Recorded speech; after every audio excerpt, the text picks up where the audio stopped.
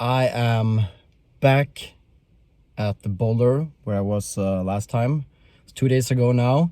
It was Saturday and the weather is pretty much perfect. I'm not sure the conditions at this particular boulder will be good, but I still had to go here because I had to leave my...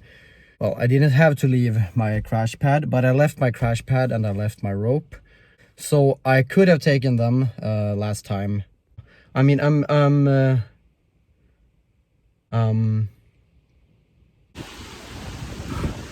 it's really windy, but such a beautiful day here.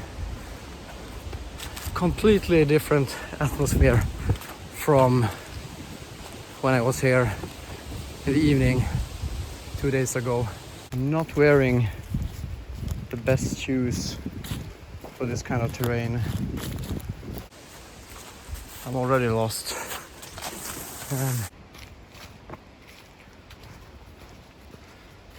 My rope is still here, probably really wet, and coiling it will be a miserable task. And I just hope there's a cave. Yeah, there's a cave here. And inside this cave is my crash pad. I'm happy it's still here. So conditions are much better today.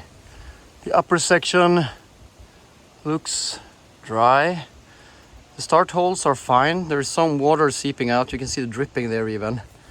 But overall, looks pretty good. So I rappelled down. Well, I didn't even bring a harness. I just used the old school method. And unfortunately, the final jog is really wet.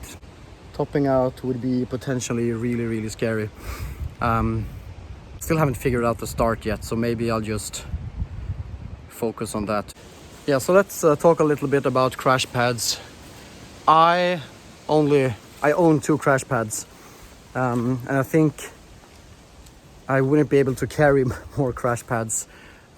It would be nice to have more, but yeah, I just don't have them. The old school bouldering mentality is that you have to do them ground up, and I think that's fine. But to do high balls with uncertain top outs and sketchy landings ground up, to me, if you have like 5 or 6 pads, 2 spotters, then I think you can probably do it in a completely safe way. But I like climbing alone. I only have 2 crash pads and I have a rope and all the gear necessary to rappel, so I really don't see why I would try to do them ground up. I took a ground fall from probably 5.5 meters. I ended up landing outside of my pads.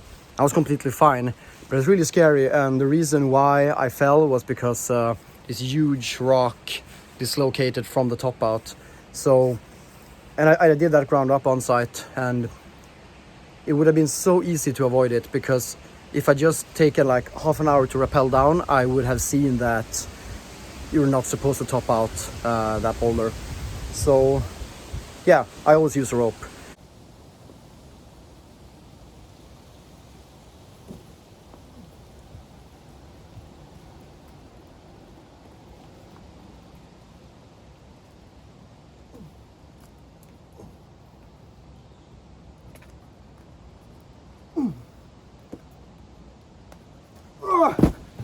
Yeah, okay, I think it's something like that. But I don't know, I think I will need to switch my feet after doing that. That felt really hard. Man. At least I got the hold, but so bad. You need to kind of do like this. Maybe I will try to actually start with my left foot there.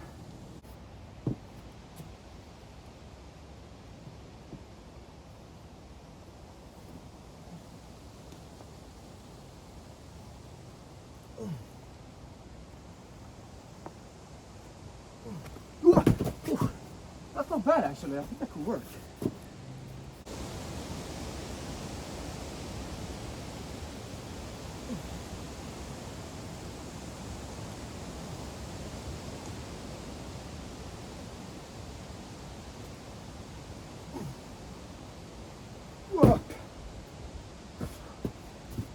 fuck me, this is yeah, I don't think I can do this.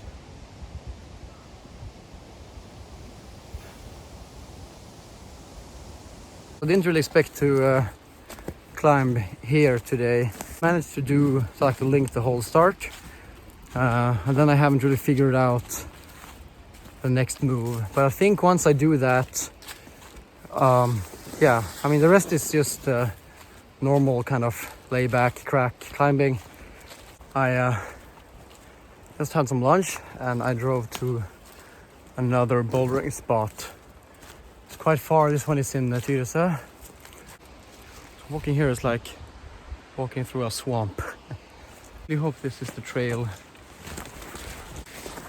It's really wet and I'm wearing terrible shoes. I have a route here that I did on top rope a while ago. I ripped one of the holes off. It's like a really big jug and I pulled it off my last top rope attempt. So I'm really happy I did that last top rope attempt, because otherwise I would have taken a pretty bad fall. Okay, so this is the boulder. I put the pads there just for scale. So you can see it's pretty high, but the landing is actually, it's more or less perfect. I mean the ground is it's even a little bit like squishy. The top part is really safe. It's just you have these really tiny crimps in the start, and that's the crux.